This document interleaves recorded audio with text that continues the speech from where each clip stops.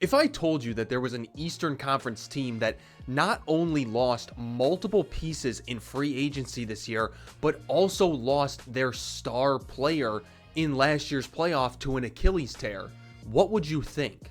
Oh, you're thinking about the Indiana Pacers? No. We don't talk about the Pacers.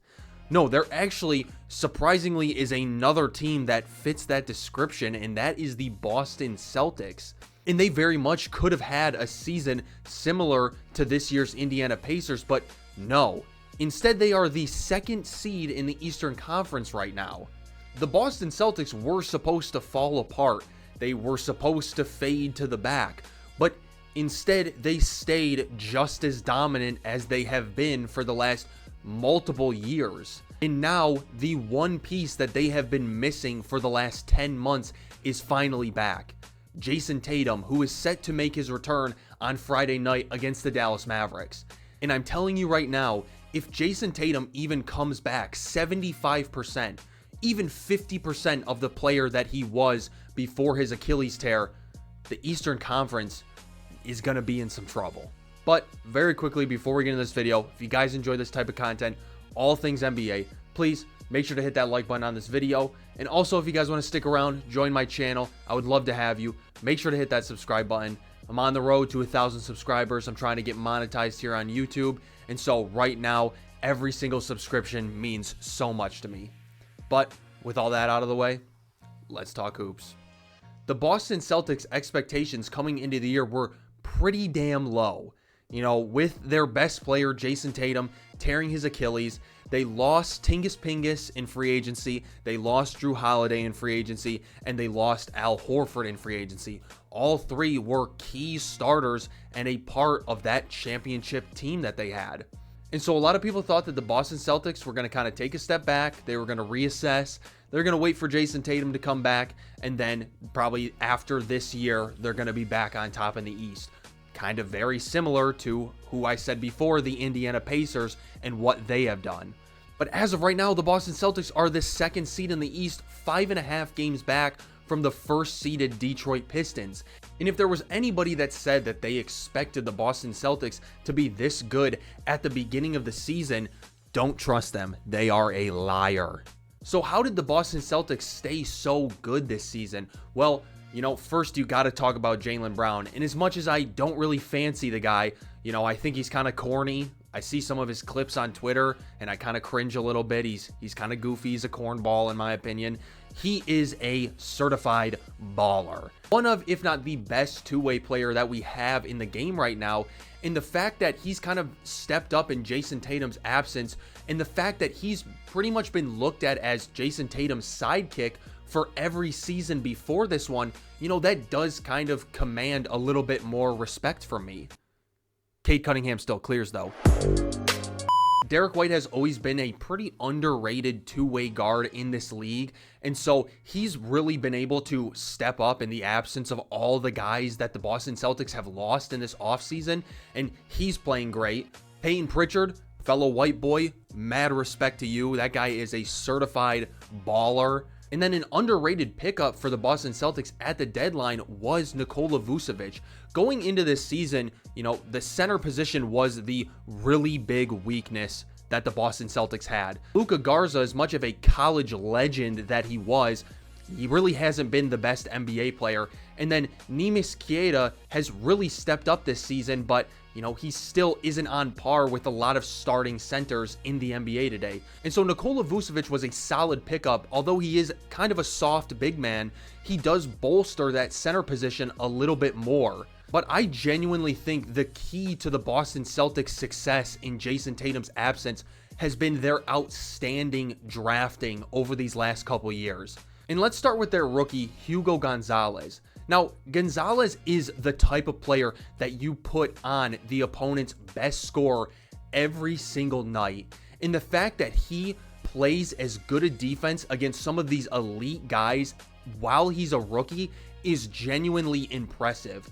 But another guy that is the same archetype of player is Jordan Walsh, who's been in the league for a couple years now, but has developed massively for this Boston Celtics squad. Walsh and Gonzalez are two players that work together so well because when one of them is out, you can put the other one on the opponent's best player, and that player never gets a break. And I think that archetype of like the pure defender is actually becoming a really popular archetype in the NBA and is a huge factor on a lot of these best teams in the NBA right now. You think about some of the top teams. The Detroit Pistons have Asar Thompson. The Boston Celtics have those two guys I just said. The San Antonio Spurs, they have Stephon Castle and a little bit of Carter Bryant.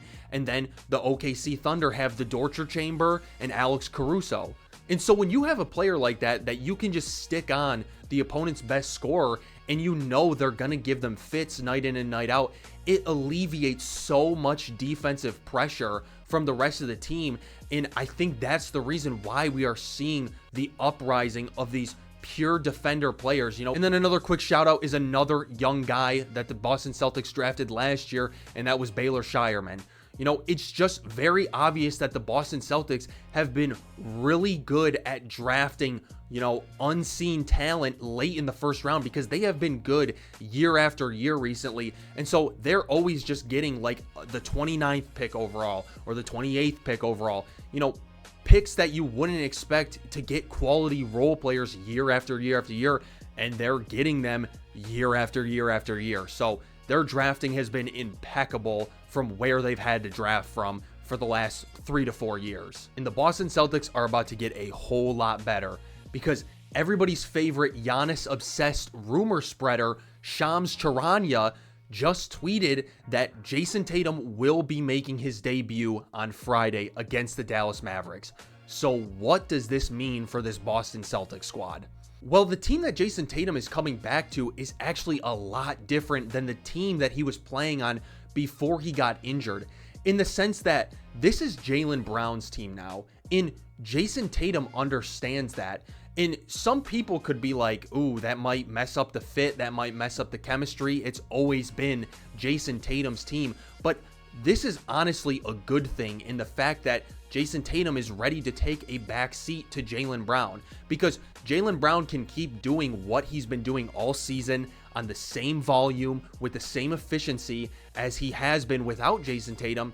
And Jayson Tatum can kind of come back and not feel that pressure to shoulder the load on offense and be the guy. Everybody knows that an Achilles tear is one of the hardest injuries to come back from, and Jayson Tatum hasn't played high-level basketball in 10 months. And so there is definitely going to be some growing pains when he comes back. He's not going to come back and be like a top 5 player in the NBA. And so the fact that the team and Jayson Tatum understands that, okay, Jaylen Brown is now the guy, actually makes it so much easier for Tatum to come back and just kind of feel his way back into the lineup and feel his way back into his basketball game. There probably are some Jayson Tatum haters, and honestly, I'm not going to blame you. That clip after he won the NBA Finals was brutal to watch. Or maybe some fans of other teams that just want a shot in the Eastern Conference, who are thinking and hoping that Jayson Tatum is going to come back a shell of his former self. But unfortunately, I don't think that's going to be the case. Because the only time we ever see a player come back a shell of himself after an injury like an Achilles or an ACL tear are players who vastly rely on their athleticism and speed to, get their offense flowing. But the players with more developed scoring skills that don't quite need to be faster or bigger or more athletic to score, we see those players come back as maybe not as elite as they've been, but still elite players in the NBA. I think a lot about Kevin Durant. When he tore his Achilles, a lot of people would pull up these graphics and be like, oh my God, look at all these people who tore their Achilles, and they were horrible once they came back. But Kevin Durant came back basically a season later, and he was like 80 to 90% of the same player that he was before the injury. And Jayson Tatum is another one of those players with highly developed offensive skills that, he doesn't rely on his speed and athleticism to get his shot off. And so while when he first comes back, he's probably going to have to get back into the swing of things, I think eventually and probably into next season, we're gonna see basically the same Jayson Tatum that we've seen before. So this gets really scary for all the other Eastern Conference teams because Boston's already one of the best teams in the East. And also, a lot of these other top teams kind of have some asterisks around them. The Detroit Pistons have issues offensively and with their three-point shooting. They also didn't really make any moves at the deadline, any meaningful moves really, while all these other teams in the East, including the Celtics, made moves to bolster their roster for a playoff push. As well as the Detroit Pistons just don't really have much playoff experience, and you know experience is king when it comes to the playoffs. Personally, as a Pistons fan, the team that I am most scared about come playoff times is the Boston Celtics, because it seems like this entire season, the Boston Celtics play us incredibly hard. And so with Jayson Tatum coming back, who knows what's going to happen. But then you also have the Cleveland Cavaliers, who made that trade for James Harden, and they have been rolling since the trade deadline. But there still is an asterisk, and I still have worries because James Harden is a known playoff faller. In his last 3 seasons, you can go look up his last 3 playoff series. He has looked rough. He does not translate his game well from the regular season to the playoffs, as well as Donovan Mitchell never making it past the second round, and Cleveland as a whole having a top team in the East these last couple years and really falling short, honestly. And then there's the New York Knicks, who I don't really have much to say about other than they really just look like they took a step back from their team last year. A lot of players look like they kind of regressed a little bit. OG Anunoby doesn't look like as good of a defender. Karl Anthony Towns doesn't look like as good of an offensive big man. You know, Josh Hart's shooting has completely disappeared. And not to mention, their bench is one of the worst in the league. And so, you know, I think the Boston Celtics with Tatum, I think the Boston Celtics right now without Tatum are a better team than the New York Knicks. Basically, my point comes down to, if the Boston Celtics were this good without Jayson Tatum, how good are they going to be with him? Because without Jayson Tatum, everybody expected the Boston Celtics to flounder, but instead they kept up that elite play and sat as one of the top teams in the Eastern Conference again. And now with their superstar returning, the Eastern Conference is about to have a whole new problem to deal with.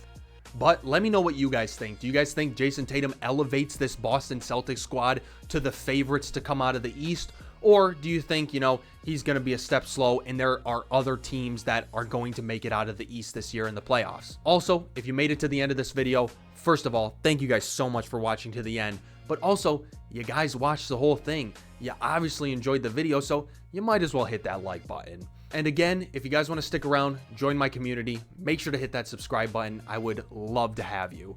And lastly, if you guys want to see any more of my content, YouTube actually thinks this video would be best for you to watch next. And so once this video is wrapped up, make sure to click on that and you can see another piece of great NBA content that I'm sure you'll really enjoy. But that's really all I got for today, guys.